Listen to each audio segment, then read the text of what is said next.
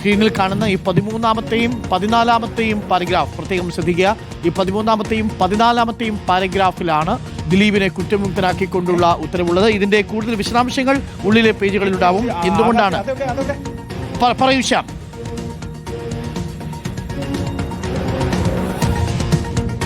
ഇപ്പോൾ വരുന്ന വിവരമനുസരിച്ച് അവർക്ക് ഗൂഢാലോചന കുറ്റം തെളിയിക്കാൻ സാധിച്ചിട്ടില്ല എന്ന് തന്നെയാണ്. പ്രോസിക്യൂഷൻ എവിടെയാണ് പരാജയപ്പെട്ടത്, ഏത് രീതിയിലാണ് 120B തെളിയിക്കാൻ പറ്റാതെ പോയത്, 342, 354, 354B, 357, 376 എന്നീ വകുപ്പുകൾ എങ്ങനെയാണ് തെളിയിക്കാൻ പറ്റാതെ പോയത് ദിലീപിനെതിരെ എന്നുള്ളതാണ്. പറഞ്ഞോളൂ. കോടതി പറയുന്നത് എല്ലാ മാറ്ററുകളും, അതായത് ഫിയറ്റ് ജസ്റ്റിഷ്യ റുവത് സീലം, ആകാശം ഇടിഞ്ഞു വീണാലും നീതി നടപ്പാവുക തന്നെ ചെയ്യും എന്നാണ് കോടതി വ്യക്തമാക്കുന്നത്. അതൊരു ലാറ്റിൻ മാക്സിമാണ്. ആ മാക്സിമിനെ ഉദ്ധരിച്ചാണ്, അതായത് ഒരു ലാറ്റിൻ പഴഞ്ചൊല്ലിനെ നിയമപരമായി പറയുന്ന ആ പഴഞ്ചൊല്ലിനെ ഉദ്ദേശിച്ചാണ് കോടതി അക്കാര്യം ഒരു 1547 പേജിൽ അക്കാര്യം വ്യക്തമാക്കുന്നത്. ഫിയറ്റ് ജസ്റ്റിഷ്യ റുവത് സീലം, അതായത് ആകാശം ഇടിഞ്ഞു വീണാലും നീതി നടപ്പാവുക തന്നെ ചെയ്യും. പ്രോസിക്യൂട്ടർ 8-ാം പ്രതിക്കെതിരെ നിരവധിയായ തെളിവുകൾ ഹാജരാക്കിയിരുന്നു.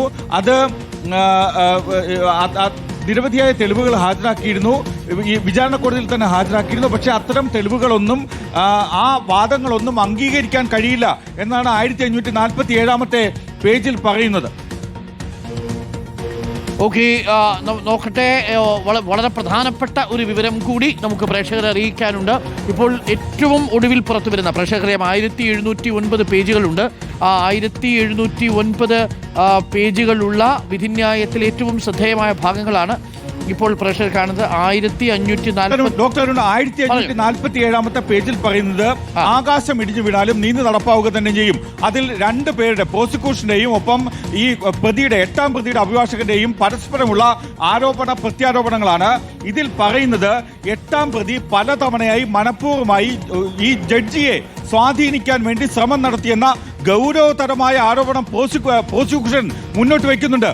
പക്ഷേ അതിന് ദിലീപിന്റെ അഭിഭാഷകൻ, 8-ാം പ്രതി ദിലീപിന്റെ അഭിഭാഷകൻ പറയുന്ന കാര്യം, ഇത് ജുഡീഷ്യൽ സിസ്റ്റത്തെ, നീതിന്യായ വ്യവസ്ഥയെ അപമാനിക്കാൻ വേണ്ടിയാണ് ഇത്തരം ആക്ഷേപങ്ങൾ ഉന്നയിക്കുന്നത്. യഥാർത്ഥത്തിൽ അങ്ങനെ ശ്രമിക്കാൻ കഴിഞ്ഞിട്ടില്ല. മാത്രമല്ല ജഡ്ജിയെ വ്യക്തിപരമായി ആക്രമിക്കാൻ വേണ്ടി പ്രോസിക്യൂഷൻ ശ്രമിക്കുന്നു എന്നൊരു മറുപടി ആരോപണം കൂടി ഈ പ്രതിഭാഗം, 8-ാം പ്രതി ദിലീപിന്റെ അഭിഭാഷകൻ മുന്നോട്ട് വെക്കുകയും ചെയ്യുന്നുണ്ട്.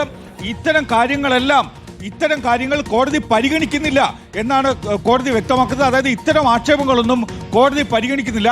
ഈ 2 പക്ഷവും ആരോപണങ്ങൾ ഉന്നയിക്കുന്നു. പക്ഷേ ഈ 2 പക്ഷത്തിന്റെയും ആരോപണങ്ങളെ കോടതി പരിഗണിക്കുന്നില്ല. ആകാശം ഇടിഞ്ഞു വീണാലും നീതി നടപ്പാവുക തന്നെ ചെയ്യും. ഇത്തരം ആക്ഷേപങ്ങൾക്കൊന്നും, 2 പക്ഷവും ഉന്നയിക്കുന്ന ആക്ഷേപങ്ങൾക്കൊന്നും കോടതിയെ സ്വാധീനിക്കാൻ കഴിഞ്ഞിട്ടില്ല എന്നാണ് കോടതി വ്യക്തമാക്കുന്നത്. ഓക്കെ, വളരെ പ്രധാനപ്പെട്ട വിവരമാണ്. റോഷിപാൽ കൂടിയുണ്ട്. റോഷി, ഇപ്പോൾ പ്രോസിക്യൂഷന്റെ വാദത്തെ പൂർണ്ണമായിട്ടും തള്ളുകയാണ് കോടതി ചെയ്യുന്നത്. 8-ാമത്തെ പ്രതി കോടതിയെ സ്വാധീനിക്കാൻ ശ്രമിച്ചു എന്നതടക്കമുള്ള കാര്യങ്ങൾ, ജഡ്ജിക്കെതിരെ ഇരുപക്ഷവും ആരോപണം ഉന്നയിച്ചു എന്ന കാര്യം കൂടി ഇപ്പോൾ വരുന്നുണ്ട്. പക്ഷേ അത് പൂർണ്ണമായിട്ടും അത് കണക്കിലെടുക്കുന്നില്ല എന്നാണ് ഇപ്പോൾ വിധിന്യായത്തിൽ പറയുന്നത്, അല്ലേ റോഷി?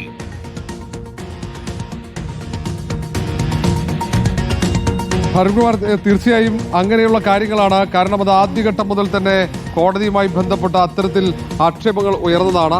ആ കാര്യങ്ങളാണ് ഇപ്പോൾ നിഷേധിക്കുന്നത്. അതിനൊപ്പം തന്നെ ഇതിൽ മറ്റ് പല കാര്യങ്ങളും പറയുന്നുണ്ട്. അതിൽ ഈ ദൃശ്യങ്ങൾ പൾസർ സുനിയും സംഘവും ഈ പെൺകുട്ടിയെ ബലാത്സംഗം ചെയ്തു, ആ ദൃശ്യങ്ങൾ പകർത്തി മറ്റുള്ളവർക്ക് കൈമാറി എന്ന് പറയുന്നുണ്ട്. അത് ആർക്ക് കൈമാറി എന്ന കാര്യത്തിൽ ഒരു വ്യക്തത ഇതിൽ വരുന്നില്ല. മറ്റു പേജുകൾ ഒരുപക്ഷെ അതിനെക്കുറിച്ചുണ്ടാകാം.